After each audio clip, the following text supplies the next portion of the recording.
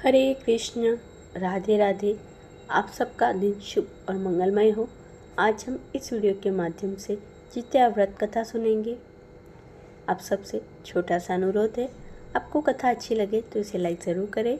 जीमूत वाहन के नाम पर ही जीवित पुत्रिका व्रत का नाम पड़ा है।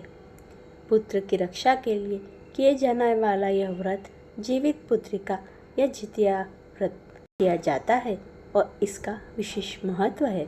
इस दिन माताएं अपनी संतान की रक्षा और कुशलता के लिए इस व्रत को करती हैं। यह व्रत निर्जला व्रत होता है। जीमूत वाहन के नाम पर ही जीवित पुत्रिका व्रत का नाम पड़ा है। यह व्रत अश्विन माह के अष्टमी तिथि को मनाया जाता है। जितिया या जीवित पुत्रिका व्रत भी कहते हैं। इस व्रत को कर अपने बच्चे की लंबी उम्र, अच्छे स्वास्थ्य और सुखमय जीवन के लिए करती हैं। व्रत की शुरुआत सप्तमी तिथि से नहाय खाए के साथ हो जाती है और नवमी को पारण के साथ इसका समापन किया जाता है। व्रत कथा धार्मिक कथाओं के अनुसार एक विशाल पाकड़ के पेड़ पर एक चील रहती थी। पेड़ के नीचे एक सियारन भी रहती थी। दोनों पक्की सहेलियां थी। दोनों ने कुछ महिलाओं को देखकर जितिया व्रत करने का संकल्प किया। भगवान श्री जीमूत वाहन की पूजा और व्रत करने का प्रण ले लिया। लेकिन जिस दिन दोनों ने व्रत रखना था, उसी दिन शहर के एक बड़े व्यापारी की मृत्यु हो गई और उसकी दाह संस्कार में सियारी को भूख लगने लगी थी। मुर्दा देखकर वो खुद को रोक न सकी और उसका व्रत टूट गया। वह चील ने संयम रखा और नियम और श्रद्धा से अगले दिन व्रत का पारण किया। अगले जन्म में दोनों सहेलियों ने ब्राह्मण परिवार में पुत्री के रूप में जन्म लिया। उनके पिता का नाम भास्कर था। चील बड़ी बहन बनी और सियारन छोटी बहन के रूप में जन्मी। चील का नाम शीलवती रखा गया और शीलवती की शादी बुद्धिसेन के साथ हुई, जबकि सियारिन का नाम कपूरावती रखा गया और उसकी शादी उस नगर के राजा मालकेतु से हुई। भगवान जीमूत वाहन के आशीर्वाद से शीलवती के 7 बेटे हुए, पर कपूरावती के सभी बच्चे जन्म लेते ही मर जाते थे। कुछ समय पश्चात शीलवती के 7 पुत्र बड़े हो गए। वे सभी राजा के दरबार में काम करने लगे। कपूरावती के मन में उन्हें देख ईर्ष्या की भावना आ गई। उसने राजा से कहकर अपने सभी बेटों को सर काट दिए। उन्हें 7 नए बर्तन मंगवाकर उसमें रख दिया और लाल कपड़े से ढककर शीलवती के पास भिजवा दिया।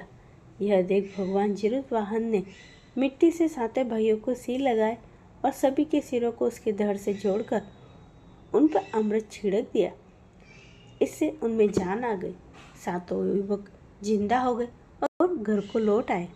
जो कटे हुए सिर रानी ने भेजे थे, वे फल बन गए और दूसरी ओर रानी कपूरावती बुद्धिसेन के घर सूचना पाने को व्याकुल थी। जब काफ़ी देर सूचना नहीं आई तो कपूरावती स्वयं बड़ी बहन के घर गई। वहाँ वह सब कुछ जिंदा देखकर सन्न रह गई। जब उसे होश आया तो बहन को उसने सारी बात बताई। जब उसे अपनी गलती का पछतावा हो रहा था तो भगवान जीमूत वाहन की कृपा से शीलवती को पूर्व जन्म की बातें याद आ गई। वह कपूरावती को लेकर उसी पाकड़ के पेड़ के पास गई और उसे सारी बात बताई। कपूरावती बेहोश हो गई और मर गई।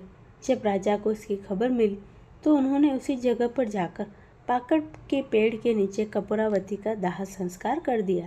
जीवित पुत्रिका दूसरी व्रत कथा। गंधर्वों के राजकुमार का नाम जीमूत वाहन था। वे बड़े उदार और परोपकारी थे। जीमूत वाहन के पिता ने वृद्धावस्था में वानप्रस्थ आश्रम में जाते समय इनको राज सिंहासन पर बिठाया, किंतु इनका मन राजपाट में नहीं लगता था। वह राज्य का भार अपने भाइयों पर छोड़कर स्वयं वन में पिता की सेवा करने चले गए। वन में ही जीमूत वाहन के मल्यवती नामक राजकन्या से भेंट हुई और दोनों में प्रेम हो गया।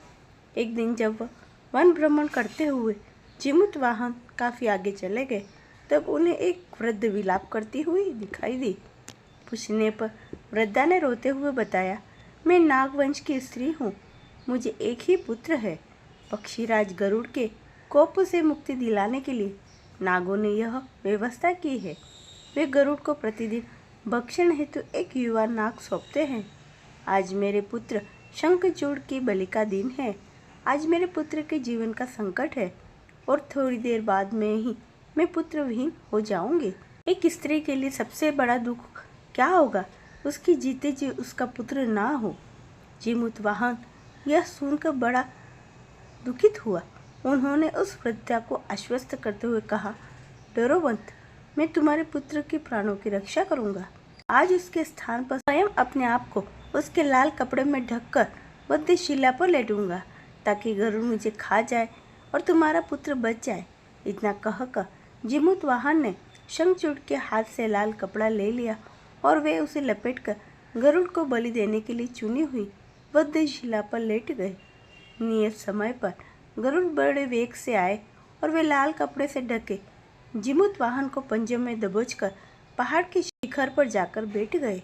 गरुड़ ने अपनी कठोर चोंच का प्रहार किया और जीमूतवाहन के शरीर से मांस का बड़ा हिस्सा नोच लिया। इसकी पीड़ा से जीमूतवाहन की आंखों से आंसू बह निकले और वह दर्द से कहराने लगा। अपने पंजे में जकड़े प्राणी की आंखों में से आंसू और मुंह से कराह सुनकर गरुड़ बड़े आश्चर्य में पड़ गए, क्योंकि ऐसा पहले कभी न हुआ था। उन्होंने जीमूतवाहन से उनका परिचय पूछा।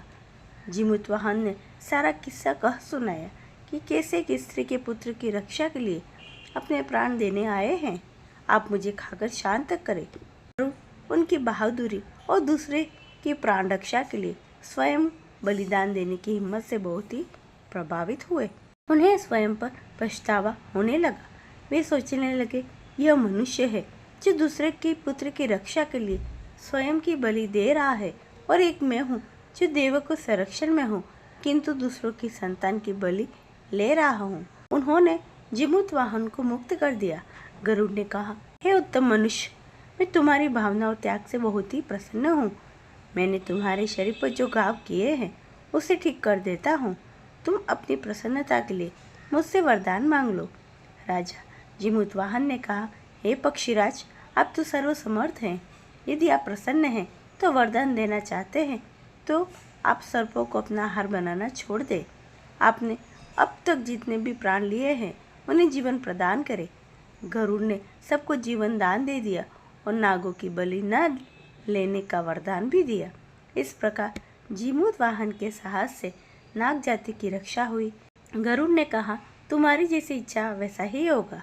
हे राजा, जो स्त्री तुम्हारे इस बलिदान की कथा सुनेगी और विधि पूर्वक व्रत का पालन करेगी, उसकी संतान मृत्यु के मुख से भी निकल आएगी। तब से ही पुत्र की रक्षा हेतु जीमूतवाहन की पूजा की प्रथा शुरू हो गई। यह कथा कैलाश पर्वत पर भगवान शंकर ने माता पार्वती को सुनाई थी। जीवित पुत्रिका के दिन भगवान श्री गणेश, माता पार्वती और शिव जी की पूजा एवं ध्यान के ऊपर बताई गई है। व्रत कथा भी सुननी चाहिए। ये थी जीमूतवाहन की कथा, जितिया व्रत की तीसरी कथा, जो महाभारत काल से जुड़ी हुई है। महाभारत युद्ध के बाद अपने पिता की मृत्यु के बाद अश्वत्थामा बहुत ही नाराज थे और उन्होंने अंदर बदले की आग तीव्र थी, जिस कारण उसने पांडवों के शिविर में घुसकर सोते हुए 5 लोगों को पांडव समझकर मार डाला था। लेकिन वे सभी द्रौपदी की 5 संतानें थीं।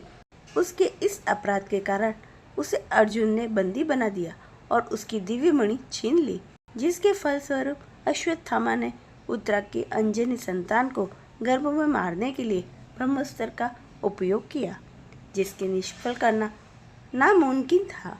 उत्तरा की संतान का जन्म लेना आवश्यक था, जिस कारण भगवान श्री कृष्ण ने अपने सभी पुण्यों का फल उत्तरा की अंजनी संतान को देकर उसके गर्भ में ही पुनर्जीवित किया। गर्भ में मरकर जीवित होने के कारण उसका नाम जीवित पुत्रिका पड़ा और आगे जाकर यही राजा परीक्षित बने।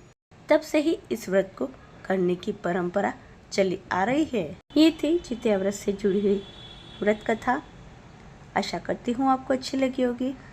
इसे लाइक करें, चैनल को सब्सक्राइब कर ले। सभी भक्तों को राधे राधे।